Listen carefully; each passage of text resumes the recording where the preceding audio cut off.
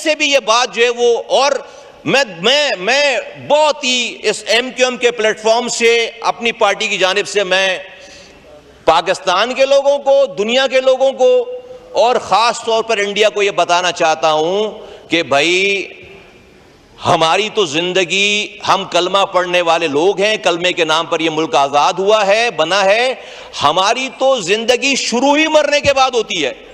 آپ ہمیں موت سے کیا ڈراؤ گے؟ موت تو کے بعد ہی تو ہماری اصل زندگی ہے، یہ ہمارا ایمان ہے۔ ہاں ہم گناہگار لوگ ہیں، ہم کم ایمان والے لوگ ہیں، ہاں ہماری جو ہے ہمارا ایمان آج اس لیول پہ نہیں ہے، لیکن جب رب امتحان دے گا تو ایمان بھی دے دے گا نا ساتھ ساتھ۔ ہماری جو کوتاہیاں ہیں، کمیاں ہیں، وہ پوری ہو جائیں گی نا۔ آزما لے دنیا۔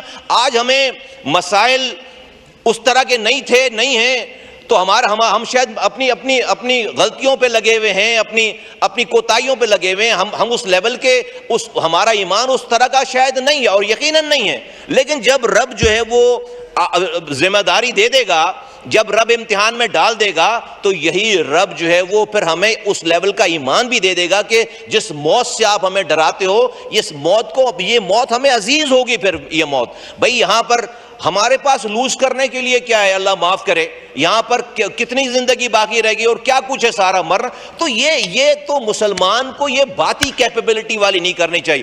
313 تھے بدر میں، کیپیبلٹی تھی، 2 کے پاس گھوڑے تھے، 7 جو ہے وہ تلواریں تھیں، اور سب 313 کے پاس ہتھیار نہیں تھے پورے۔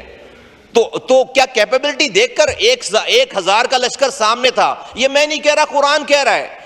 مفہوم عرض کر 1000 کا لشکر، سارے جنگی ساز و سامان کے ساتھ لیس، تو اللہ وہی نازل کر دیتے نا کہ بھائی کیپیبلٹی نہیں ہے، واپس جاؤ، اور حضور صلی اللہ علیہ وسلم کو کہہ دیتے کہ واپس جاؤ۔ نہیں بھائی، جب آپ، یہ مسلمان کا شیوا ہی نہیں ہے، مسلمان کا شیوا ہی نہیں ہے کہ کیپیبلٹی، ہاں بالکل کوشش۔ اور کیوں کیپیبلٹی؟ بھائی تم فلسطین کے 79 بچوں کو پوری دنیا کی سپر پاور مل کر سرنڈر نہیں کر سکتی۔ انڈیا ہمیں سرنگو کرے گا؟